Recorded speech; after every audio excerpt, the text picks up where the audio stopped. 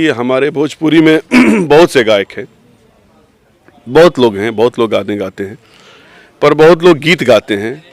शब्दों का जाल होता है, शब्दों का माया जाल होता है, वो शब्द हिट हो जाते हैं और शब्द चल पड़ते हैं। बहुत ऐसे गाने हैं जिसमें कोई म्यूज़िक नहीं होता है, कोई संगीत नहीं होता है, शब्द होता है, हुक लाइन चल जाता है तो बस अब भाई गाना हिट है तो हिट है।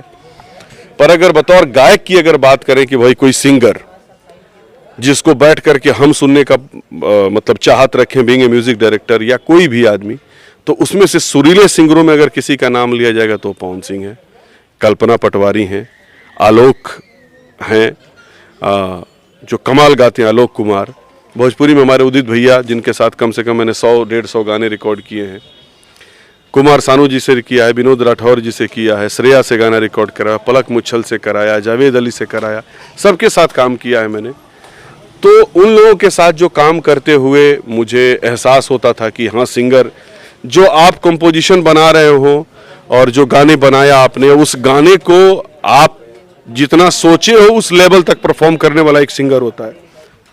एक सिंगर वो होता है जो आपके परफॉर्मेंस, आपका जो गाना होता है उसको इस तरीके से परफॉर्म करता है कि गाना आउटस्टैंडिंग हो जाता है।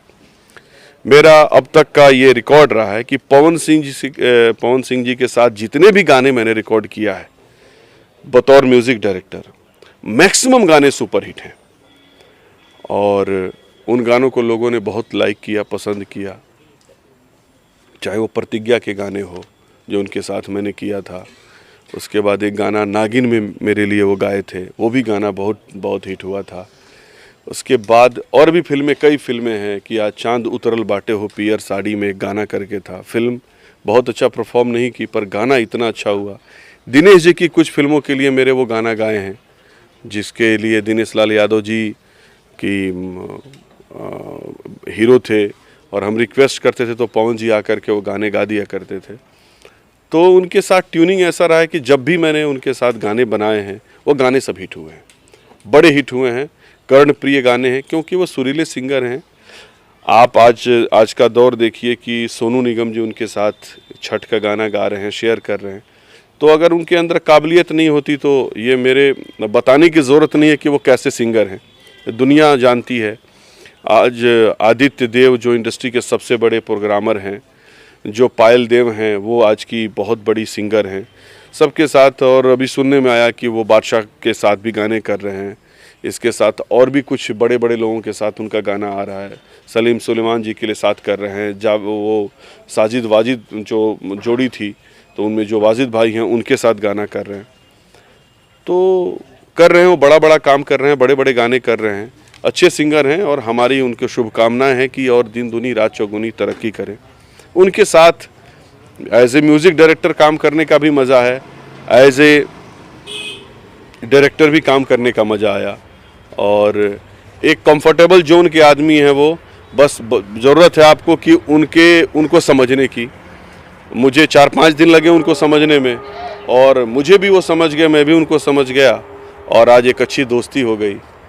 आज पहले मुझे बड़े भैया कहा करते थे, उन्होंने मुझसे कहा कि भैया और बाबू का रिश्ता हम लोग हटाते हैं, अब दोस्त का रिश्ता लाते हैं और आज से आप हमारे दोस्त हैं, मैं आपका दोस्त हूँ। आपको हक है, आपको जो कहना है कहिए और मुझे हक है कि आपको जो कहना है कहूँगा।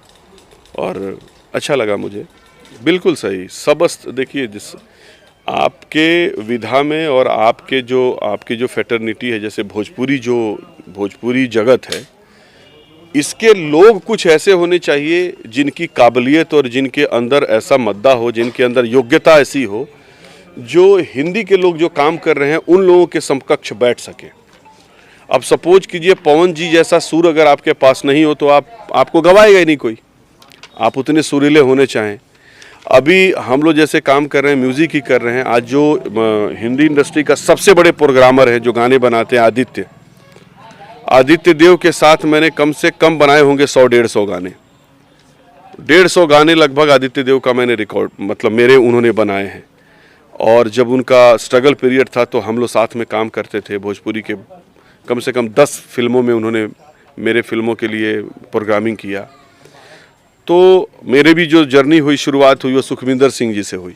मेरे पहले गुरु सुखविंदर सिंह जी, उनसे सीखा मैं। फिर भोजपुरी में आए तो हमारे ख्यालात और हमारी जो सोच है वो है कि बड़ा बड़ा कर सकते हैं हम लोग, और बड़ा करने की कोशिश कर भी रहे हैं। उसी के मद्देनज़र ये कदम है सब, जो ये प्रपंच जो हम कर रहे हैं वेब सीरीज़, वो भी एक कदम है। चाहे जो फिल्में मैंने किया वो सब भी एक कदम है। आपने देखा कि उन फिल्मों से लोगों का भी ग्राफ बढ़ा, मेरा भी ग्राफ बढ़ा, और प्लस भोजपुरी सिनेमा का भी एक, उसको मैंने धूमिल नहीं किया, उसको नीचा नहीं किया है।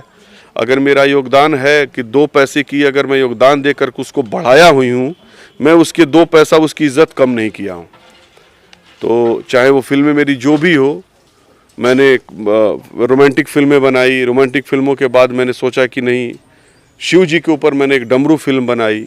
आज भी कोई भी पर्व होता है शिव जी से रिलेटेड, चाहे महाशिवरात्रि हो, चाहे सावन का महीना हो, तो फिल्म लगातार चलती रहती है। मेरी कुछ फिल्में हैं, सहरा बांध के आऊँगा, मेहंदी लगा के रखना, ये सब फिल्में कंटिन्यू चलते रहती है चैनलों पे, तो दर्शकों का प्यार मिलता रहता है। तो ये बॉलीवुड और जो भोजपुरी वुड है, इन दोनों के बीच का गैप जो है उसको तभी भरा जा सकता है जब आप ऐसे योग्य लोगों के साथ काम करें जो यहाँ भी काम करने के लायक हैं और वहाँ भी काम करने के लायक हैं।